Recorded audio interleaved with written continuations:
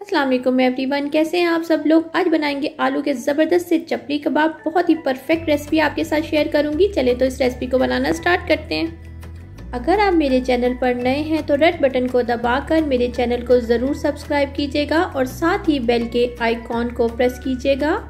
इससे आने वाली मेरी हर नई वीडियो का नोटिफिकेशन आपको सबसे पहले मिल जाएगा।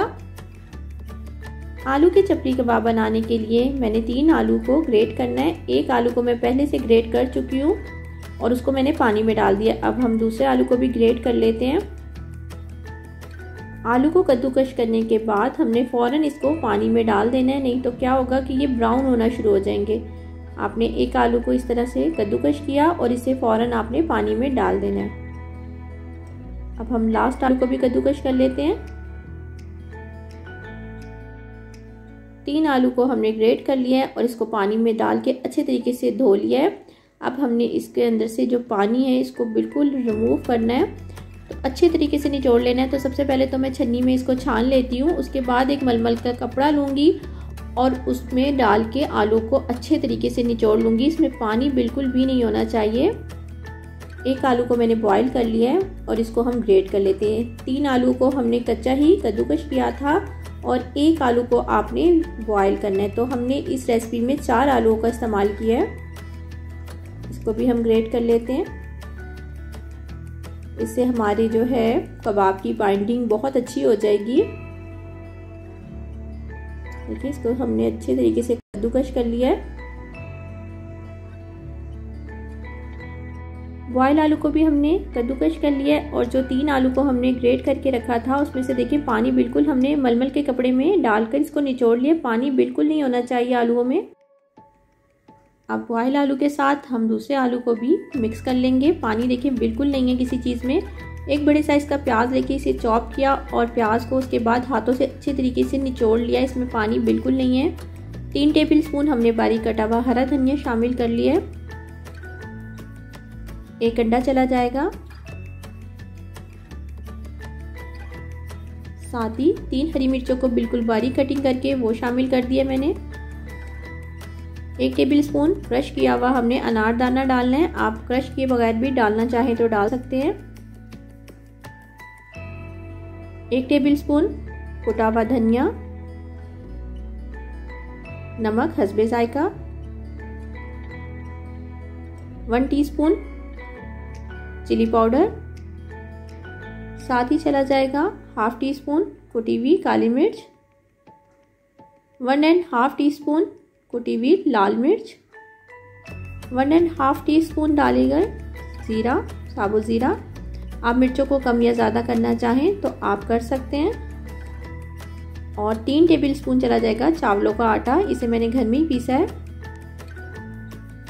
और अब इन तमाम चीज़ों को हम हाथों से अच्छे तरीके से मिक्स कर लेंगे। बहुत अच्छे तरीके से मिक्स करना है इसे हमने। देखिए अभी ये कितना ड्राई लग रहा है। आपने 7 से 8 मिनट तक इसे अच्छे तरीके से मिक्स करना है। जितनी अच्छी आप इसको मिक्स करेंगे उतनी ही अच्छी हमारे कबाब की बाइंडिंग होगी। देखिए 7 से 8 मिनट गुजर चुके हैं। मिक्सर हमारा पहले कितना ज़्यादा ड्राई था और अब कितना अच्छा सा मिक्सर हमारा कबाब बनाने के लिए परफेक्ट मिक्सर तैयार हो गया है। अब आपने जो भी साइज़ रखना है उतना आप लेंगे और इस तरीके से राउंड शेप देंगे। बहुत ज़्यादा परफेक्ट राउंड करने की ज़रूरत नहीं है। हाथों की मदद से बस इसे नीट कीजिएगा। और 1 टमाटर को मैंने बारीक स्लाइसिस में कटिंग कर लिया है। वो इसके ऊपर रख के हल्का सा हाथ से इस तरीके से करेंगे और हमारा परफेक्ट सा आलू का चपली कबाब तैयार हो गया है। इसे प्लेट में रखती जाऊँगी और इसी तरीके से दूसरे भी हम चपली कबाब आलू के बना के तैयार कर लेते हैं।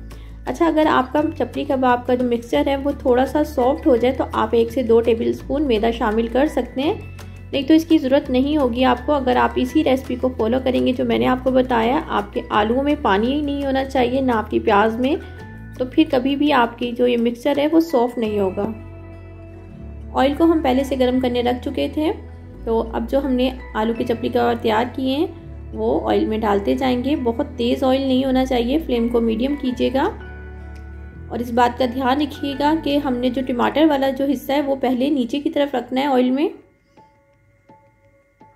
अब एक साइड से पहले अच्छी तरीके से पकने देंगे, फिर हम उसको पलट देंगे। ठीक है, फ़ौरन नहीं पलटिएगा। देखिए कितने परफेक्ट हमारे चपली कबाब जो हैं वो तैयार होंगे। अगर आप इसी मेथड को फॉलो करेंगे तो परफेक्ट आपके चपली कबाब तैयार होंगे।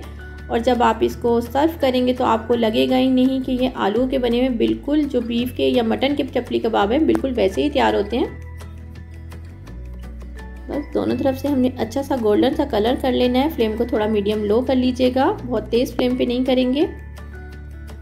फ्लेम को मीडियम लो पे करके मैंने दोनों तरफ से अच्छे तरीके से इसे गोल्डन कर लिया है। अगर आप इस रेसिपी को इसी तरीके से फॉलो करेंगे तो आपके चपली कबाब भी बहुत ही परफेक्ट बनेंगे।